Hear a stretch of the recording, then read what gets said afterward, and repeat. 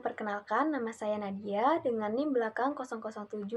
Nah, di sini saya akan membahas tentang penggolongan karbohidrat yaitu monosakarida.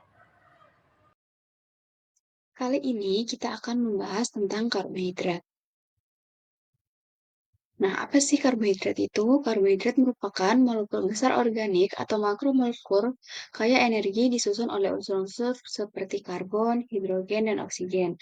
Nah, dia ini umumnya mempunyai rumus CnH2ON atau CnH2nO. Fungsi dan contoh karbohidrat yang pertama itu sebagai cadangan makanan, sebagai pemberi rasa manis pada makanan, sebagai sumber energi. Contohnya itu ada nasi, kentang, dan kedelai. Nah, jenis karbohidrat yang akan saya bahas yaitu monosakarida. Monosakarida merupakan golongan senyawa karbohidrat yang paling sederhana yang tidak dapat dipecah lagi menjadi gula yang lebih sederhana. Berdasarkan rumus fungsionalnya, monosakarida dapat digolongkan menjadi dua golongan masing-masing adalah aldose dan ketose. Sifat umum monosakarida yaitu dapat larut dalam air, tidak berwarna dan berbentuk kristal.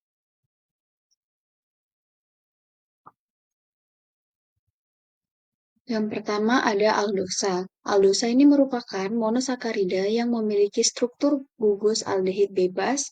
Aldosa dapat digolongkan menjadi beberapa golongan seperti glukosa, manosa, dan galaktosa. Yang pertama glukosa. Glukosa merupakan salah satu macam aldosa yang banyak ditemukan di tanaman, yaitu pada buah-buahan yang memiliki rasa manis. Nah, di sini terdapat rumus umum. Terdapat struktur Fischer glukosa, di mana dapat digambarkan menjadi dextro dan levo. Glukosa akan menjadi D-glukosa ketika gugus OH pada karbon nomor 5 ini di sebelah kanan, sedangkan levoglukosa ketika gugus OH berada di sebelah kiri pada karbon nomor 5.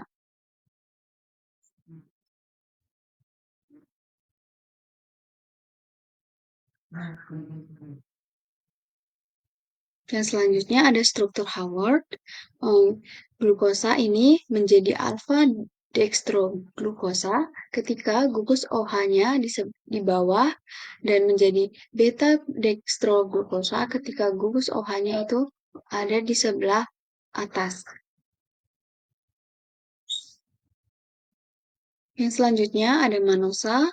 Manosa adalah jenis monosakarida yang merupakan aldoheksosa, memiliki struktur molekul yang mirip dengan glukosa, tetapi dia itu berbeda pada atom nomor karbon nomor 2. Nah, secara kimia, manosa ini adalah monomer gula dengan gugus heksosa. Di sini terdapat beberapa perbedaan antara glukosa dan manosa. Nah, kalau glukosa itu secara metabolismenya itu cepat diserap dan langsung digunakan sebagai energi. Sedangkan manosa ini reaksi metabolismenya itu lebih lambat dan berfungsi sebagai prebiotik. Nah, kalau glukosa ini manis lebih rendah dari fruktosa. Kalau manosa ini cenderung ini pahit. Perbedaan glukosa dengan manosa pada struktur cincinnya itu kalau glukosa itu piranosa dengan C1 yang terikat pada OH, sedangkan manosa itu piranosa dengan konfigurasi berbeda pada karbon nomor 2. Dan selanjutnya ada galaktosa. Galaktosa merupakan jenis gula sederhana yang termasuk dalam kelompok monosakarida dengan rumus kimia C6H12O6. Nah, galaktosa ini dia memiliki posisi gugus hidroksil yang berbeda pada karbon nomor 4 dibandingkan glukosa. Nah, perbedaan glukosa dengan galaktosa, kalau glukosa itu dia terdapat dalam bentuk rantai terbuka dan bentuk cincin. Dalam larutan, glukosa ini umumnya membentuk cincin piranosa. Dalam bentuk siklik, glukosa memiliki dua anomer, yaitu alfa glukosa dan beta glukosa yang berbeda dalam posisi gugus hidroksil pada karbon nomor satu. Sedangkan galaktosa ini bentuknya itu seperti glukosa. Nah, galaktosa juga dapat berada dalam cincin rantai terbuka dan bentuk siklik cincin. Dalam bentuk siklik, galaktosa juga membentuk cincin piranosa, tetapi dengan konfigurasi berbeda dengan pada karbon nomor 4 dibandingkan dengan glukosa yang dalam posisi karbon nomor satu tadi. Selanjutnya ada jenis karbohidrat yang kedua yaitu dengan golongan ketosa. Ketosa merupakan golongan monosakarida yang memiliki gugus keton bebas. Nah, contoh dari ketosa ini merupakan fruktosa, di mana monosakarida ketonik sederhana yang dapat ditemukan pada tumbuh-tumbuhan. Nah, fruktosa ini biasanya terikat pada glukosa untuk membentuk sukrosa disakarida.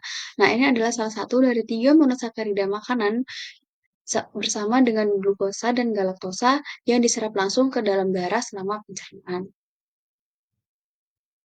Nah, pada struktur fruktosa ini, dia memiliki struktur siklik atau struktur seperti kursi atau chair-like structure.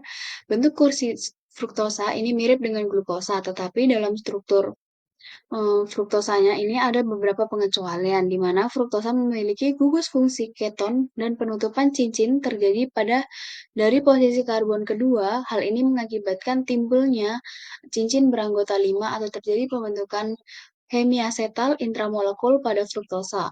OH di karbon kelima bergabung dengan karbon di posisi nomor 2. Nah, cincin beranggotakan 5 ini memiliki 4 karbon dan 1 oksigen. Nah, pada dasarnya ada pembentukan karbon kiral dan 2 pengaturan gugus CH2OH dan H. Nah, selanjutnya ada reaksi-reaksi monosakarida. Yang pertama ada reaksi reduksi yang merupakan berkurangnya bilangan oksidasi atau berkurangnya oksidasi. Nah, di sini ada contoh reaksi reduksi dari glukosa. Nah, CH rangkap O ini akan direduksi menggunakan katalis Ni menjadi CH2OH. Nah, biasanya pada reaksi reduksi ini ditandai dengan eh, nama akhiran itol seperti dextroglukosa menjadi dextroglusitol atau yang biasa disebut dengan sorbitol. Nah, bila aldehida itu direduksi, dia akan condong bergerak ke arah kanan.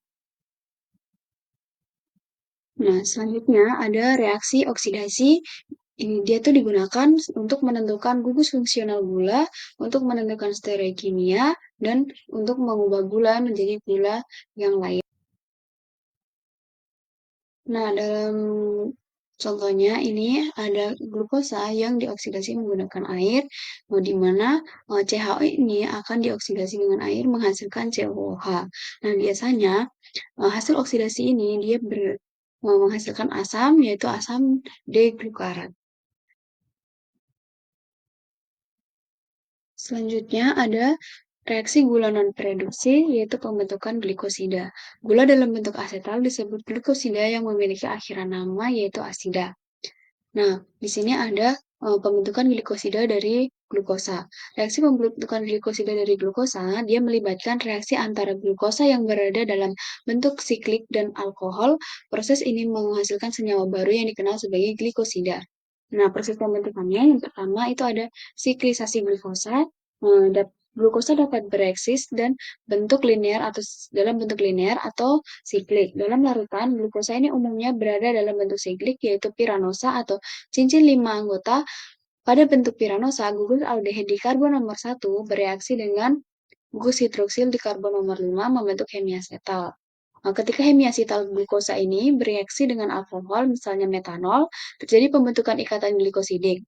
Dalam reaksi ini, gugus hidroksil pada atom C anomerik yang ke satu digantikan oleh gugus OR dari alkohol menghasilkan glikosida dan air sebagai produk sampingan. Nah, ikatan yang terbentuk itu dapat berupa ikatan alfa glikosidik jika gugus hidroksil pada C1 berada di bawah cincin dan ikatan beta glikosidik jika gugus hidroksil pada C1 berada di atas cincin. Nah, di sini sebagai contoh itu, jika dextroglukosa ini bereaksi dengan metanol, reaksi ini akan, menghasilkan metil, dextroglucopiranosida yang, dengan air. Di sini metil D-glucopiranosida adalah produk yang dihasilkan dari penggantian gugus OH menjadi gugus metoksi OCH3 dari metanol.